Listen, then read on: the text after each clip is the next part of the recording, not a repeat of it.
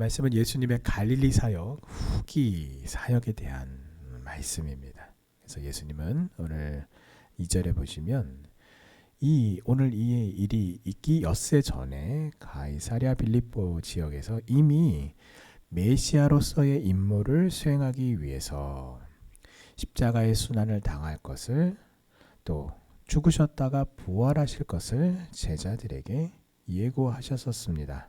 자, 그래서 오늘 이 변화산 사건은, 그러니까 어제 말씀은 이 예수님께서 제자들이 예수님의 그 뒤를 이어서 사역을 계승해야 되기 때문에 궁극적으로는 중간고사를 치르는 굉장히 중요한 질문을 어제 이제 했었던 것에 대해서 우리가 말씀을 나누었습니다. 너희는 나를 누구라고 하느냐라고 하는 예수님의 그 질문이 그런 의미에서 매우 중요한 질문이었다라는 것인데요.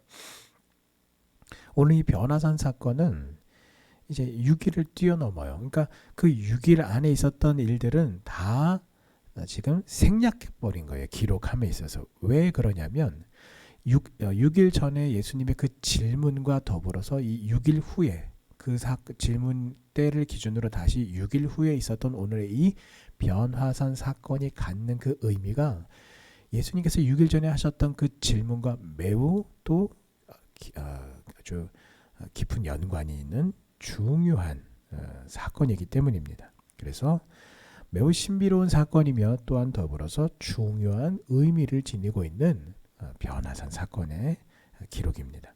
자, 그래서 왜 이것이 중요한가? 예수님께서 메시아이시다라고 하는 것을 하나님께서 신적인 사건, 구름 속에서 음성이 나고 또 엘리야가 나타나고 모세가 나타나서 확인시켜준 사건이 있기 때문입니다. 자, 또한 이 예수님의 메시아 사역과 구속이라고 하는 것은 그냥 생뚱맞게 하늘에서 뚝 떨어진 것이 아니라 구약의 모든 성경이 증거하고 있는, 그래서 모든 율법과 또 예언의 말씀의 성취로서 예수님에 의해서 이제는 구약의 이 구속사의 시대가 신약 시대로 발전해 나간다라는 것을 알려주는 사건이기 때문입니다. 자, 또 예수님께서 메시아이심이 그렇다면 확실하건대 왜 고난을 당하고 순환을 당하시고 십자가에서 죽으셔야 됐느냐? 이렇게 순환을 당하신 것은 예수님이 능력이 없거나 권위가 없어서가 아니라 인간의 구원을, 그 죄인의 구원을 위해서 그 자발적으로 받으신 순환이며 또 다시 부활 승천하셔서 제2위 성자 하나님으로서의 영광과 권위를 회복하실 것을 미리 그 변화된 모습을 통해서 미리 보여주신 사건이었다라는 것입니다. 예수님은 오늘 베드로와 야고보와 요한, 즉 구역장이죠. 이 구역장들을 따로 데리고 높은 산으로 올라갔습니다. 그리고 그들 앞에서 완전히 새로운 모습으로 변형되셨습니다. 그러니까 이 변형됐다라는 얘기는 무슨 말이냐면 예수님의 본체를, 진짜 모습을 보여주셨다라는 것이에요. 그렇다면 왜 그렇게 높은 산에 따로 데리고 가셔서 보여주신 걸까요? 그냥 집에서 보여주실 수도 있었고요. 아니면 방으로 좀 들어와 봐라, 이렇게 하고 따로 보여주실 수도 있었을 텐데요. 아니면 그냥 빈들에 가서 보여주셨을 수도 있잖아요. 그럼 왜 그런 것일까? 자, 여기는 주님의 교훈이 있는데요. 그것은 신앙의 높은 경지에 오르도록 노력해야 하는 것과, 그래야 우리가 주님의 영광스러운 실체를 더 제대로 볼 수 있다라고 하는 것을 우리에게 교훈하시는 겁니다. 자, 여기서 우리가 오해하지 말 것은 무조건 산으로 올라가면 되느냐, 그게 아니에요. 그게 아니라 여기서 지금 말하는 그 척도는 우리로 하여금 그 세상과 멀어지는 성격으로서의 거룩함을 강조하고 있는 것입니다. 이 땅의 것을 탐하는 세속적인 욕심을 가진 채로 동시에 더불어서 주님을 가까이 할 수는 없어요. 분명히 예수님께서 우리에게 교훈하신 바, 우리가 하나님과 물질을 겸하여 섬길 수 없다. 두 주인을 섬길 수는 없다라고 말씀하셨던 것과 같은 맥락의 말씀입니다. 세상을 그래서 멀리하는 자만이, 그래서 하나님의 말씀대로 행하는 자만이 예수 그리스도의 영광스러운 모습을, 그 실체를 제대로, 그 임재를 우리가 제대로 뵙고 경험할 수가 있는 것입니다. 자, 그래서 3절을 보시면 예수님의 변형되신 모습은 그야말로 하나님의 영광으로 가득 찬 모습이었어요. 그리고 이 실체를 제자들에게 보여주신 그 이유는 다름이 아니라 이제 그런 거죠. 이제 제자들 앞에는요, 이제 시간이 점점 다가오는데 어떤 시간입니까? 순환의 시간이고, 고난의 시간이고, 고통의 시간이고, 두려움과 공포의 시간들이 점점 다가오고 있는데, 이 그들 앞에 놓인 이 중요한 시험을 극복할 수 있도록 힘을 주시고자 함이었어요. 힘들고 어려울 때에 여러분, 우리도 우리 인생에서 참 힘들고 어려운 시험이 우리에게 닥쳐서 우리가 너무나 힘들고 고통스러울 때, 여러분, 우리가 어떻게 힘을 얻습니까?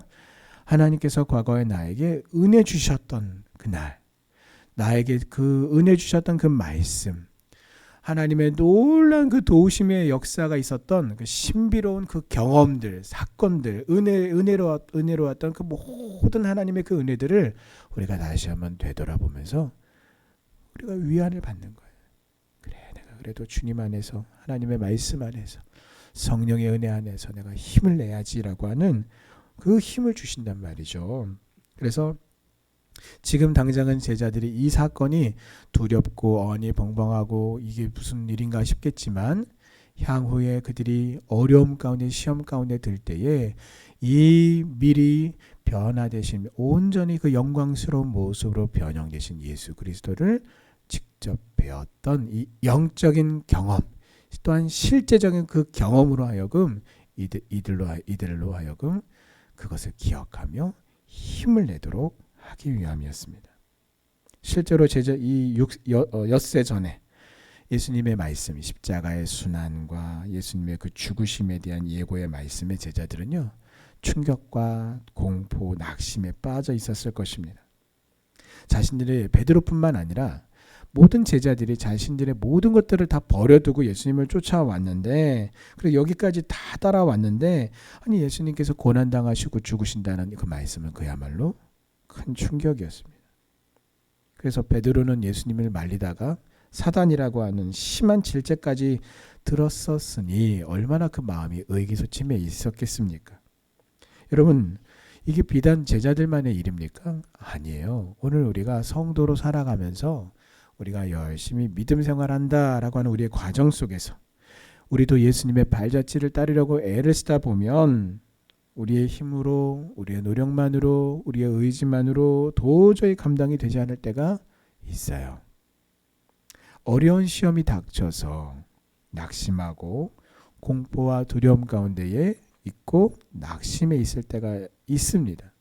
자, 바로 이때 하나님은 우리에게 시험 당함을 허락하시면서 동시에 그 시험을 능히 이기고도 남을 힘도 능력도 함께 주십니다. 하나님은 결코 우리가 감당하지 못할 시험 당함을 허락하지 않으세요. 믿음 생활하는 도중에 우리 인생 가운데에 여러분, 감당하기 어려운 시험을 우리가 만난다면 결코 그 감당하기 어렵다라고 하는 이유 때문에 좌절하거나 낭망하지 마시기 바랍니다. 고린도전서 10장 13절의 말씀대로 감당할 시험밖에 허락하시지 않는 하나님의 신실하심과 또 그 약속의 말씀을 우리가 믿음으로 붙들고 나에게 그 닥친 그 시험을 이길 힘과 능력, 그리고 믿음을 달라고 여러분, 우리 하나님 앞에 나아가 간절히 기도하시기 바랍니다.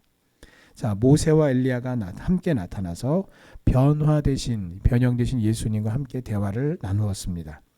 자, 즉 이 세상, 즉 현세가 절대로 끝이 아니라 영원한 세계가 있다라는 것을 오늘 이 말씀을 통해서 다시 한번 우리에게 증거하고 계시는 것입니다.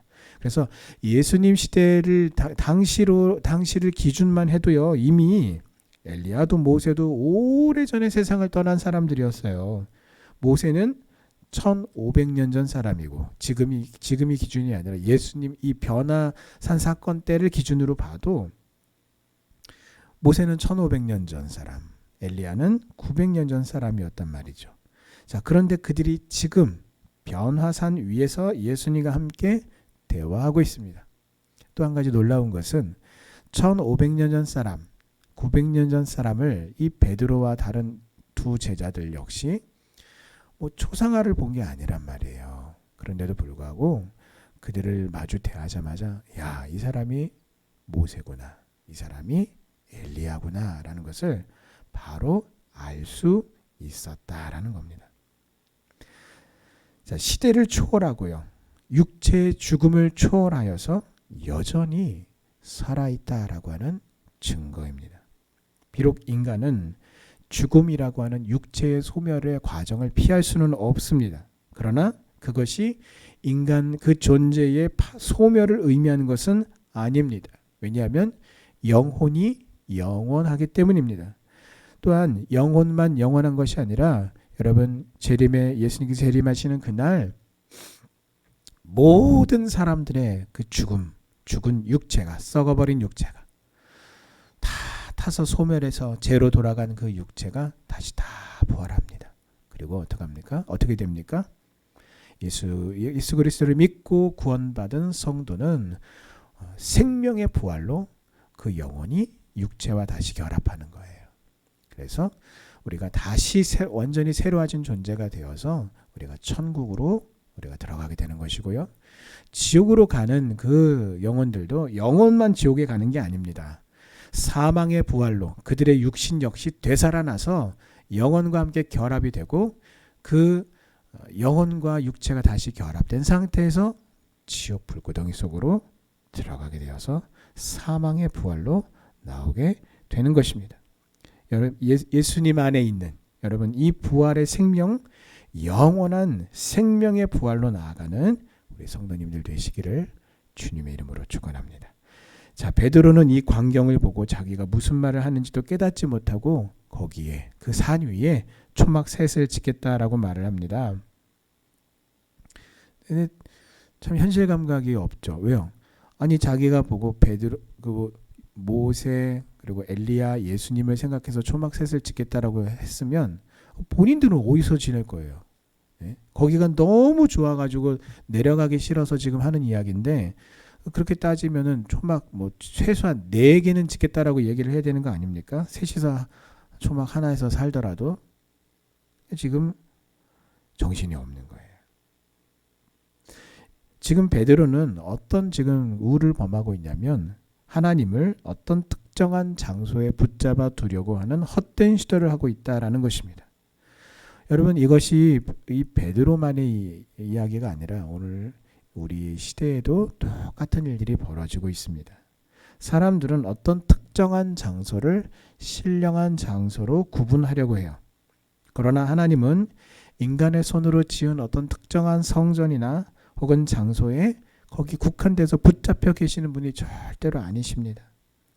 어디에나 계시는 하나님을 다만 우리는 신령과 진정으로, 즉 성령과 또 진리의 하나님의 말씀으로 예배하기를 힘쓰며 모든 미신적인 사고에서 벗어나기를 힘쓰는 성도님들 되시기를 주님의 이름으로 축원합니다.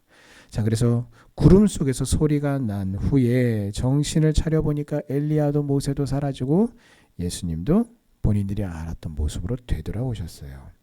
자, 그래서 하나님이 뭐라고 말씀하셨냐면 이는 내 사랑하는 아들이니 너희는 그의 말을 들으라 라고 하나님께서 말씀하신 것입니다.